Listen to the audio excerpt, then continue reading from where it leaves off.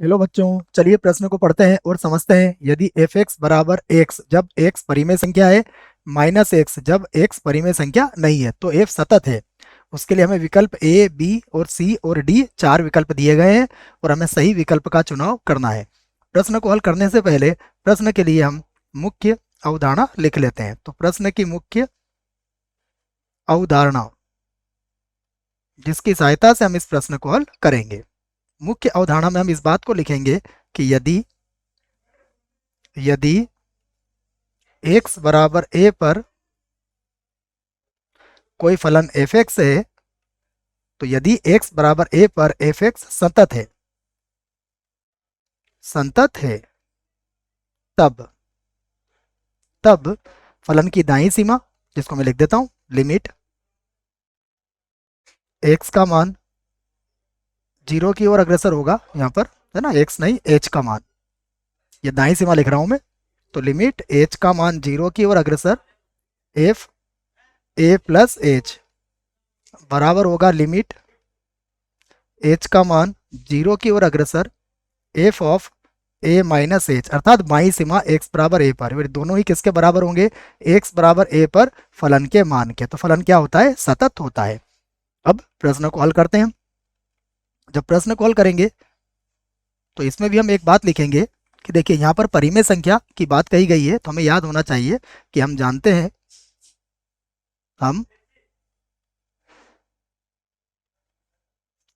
हैं वास्तविक संख्या रेखा पर, वास्तविक संख्या रेखा पर संख्या रेखा पर परिमेय तथा अपरिमेय संख्याएं, परिमेय तथा अपरिमेय संख्याएं, अपरिमेय संख्याएं संख्याएं एकांतरतः होती है, एकांतरतः विद्यमान होती है, विद्यमान होती है। यह बात समझें आप। मैं इसको संख्या रेखा पर भी आपको समझा देता हूं एक बार। अगर ये होती आपको समझ में नहीं आ रहा है तो हम इसको एक बार और लिख लेते हैं बच्चों, उसके बाद फिर इसको संख्या रेखा पर समझते हैं। होती है। अब देखिए, ये जो लाइन मैंने लिखी है, यह क्या बोलना चाहती है? इसको हम एक वास्तविक संख्या रेखा बनाते हैं और वहां पर इसको समझते हैं। ये मान लीजिए हमारे पास कोई वास्तविक संख्या रेखा है, ये माइनस अनंत से प्लस अनंत है। अब यहाँ पर कहीं पर मान लीजिए हमारे पास कोई परिमेय संख्या Q1 है, तो उसके बाद जो उसके ठीक बाद जो संख्या आएगी वो क्या होगी? अपरिमेय होगी। उसके बाद फिर से जो संख्या आएगी वो क्या होगी? परिमेय संख्या होगी। तो इस प्रकार यह एकांतर रूप से परिमेय अपरिमेय संख्याएं का समूह बनता है और वास्तविक संख्या रेखा बन जाती है। हमें पता है वास्तविक संख्या रेखा पर क्या होती है? परिमेय संख्या और अपरिमेय संख्याओं को मिलाकर ही जो समूह बनता है वो हमारा क्या होता है? वास्तविक होता है, या वास्तविक संख्याओं का समुच्चय होता है। तो अब हम क्या करते हैं? प्रश्न को हल करते हैं। अब यदि हमें ये बात समझ में आ गई है तो यहाँ पर हम क्या करेंगे? सबसे पहले x बराबर a एक संख्या ले लेते हैं। तो मैं इसी बात को लिखता हूं, माना माना x बराबर a, मैंने कोई संख्या ले ली और यहाँ जो a होगा ये परिमेय है। तब तब हम सबसे पहले f ऑफ a निकालते हैं। देखिए f ऑफ a, तो अब प्रश्न को देखते हैं। a हमने परिमेय संख्या लिया है, अगर x परिमेय संख्या है तो वह किसके बराबर होता है? x के बराबर होता है। तो यह किसके बराबर हो जाएगा? a के बराबर हो जाएगा। इसको मैं समीकरण 1 बना लेता हूं। अब मैं a पर निकालूंगा दाईं सीमा।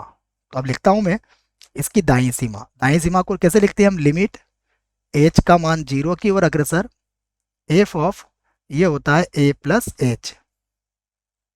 ये h बराबर h का मान जीरो की ओर अग्रसर है, याद रखें यहाँ।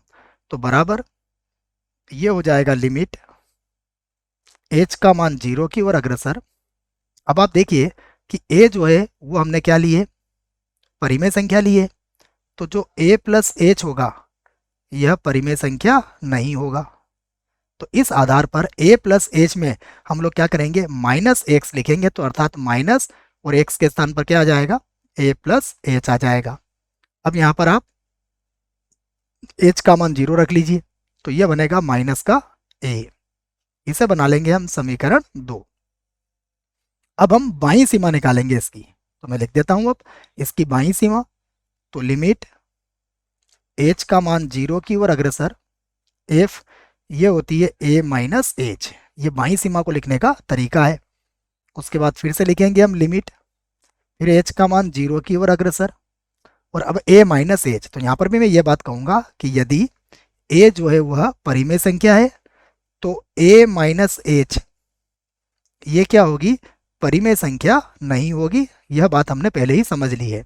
अर्थ यह हुआ कि यहाँ पर भी क्या हम माइनस एक्स का प्रयोग करेंगे तो माइनस और ये आ जाएगा a माइनस एच। अब हम यहाँ भी h का मान 0 रख लेंगे, तो यह बराबर कितना हो जाएगा, यह बराबर हो जाएगा माइनस a के। इसे बना लिया हमने समीकरण 3। अब हम फलन को सतत बनाना चाहते हैं, तो फलन सतत कब होगा, जब समीकरण 1, 2 व 3 बराबर होगी। तो यह तीनों बराबर कब हो सकते हैं, देखो अभी तो नहीं है, यहाँ a है, यहाँ माइनस है और यहाँ पर a है। तो हम यह बात कहेंगे कि यदि x बराबर a पर एफ एक्स सतत हो या एफ एक्स सतत होगा तो समीकरण 1, 2 तथा 3 बराबर होगी या समान होगी भी लिख सकते हो आप, बराबर होगी जो a बराबर 0 पर संभव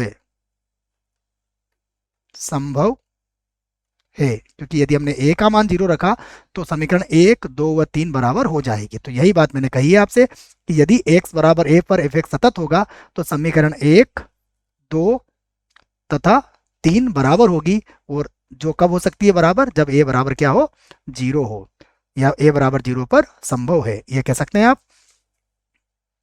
अब हम विकल्प की तरफ चलते हैं। तो विकल्प हमारे पास क्या है, देखो पहला विकल्प सभी परिमेय संख्या पर, तो ये तो गलत हो जाएगा।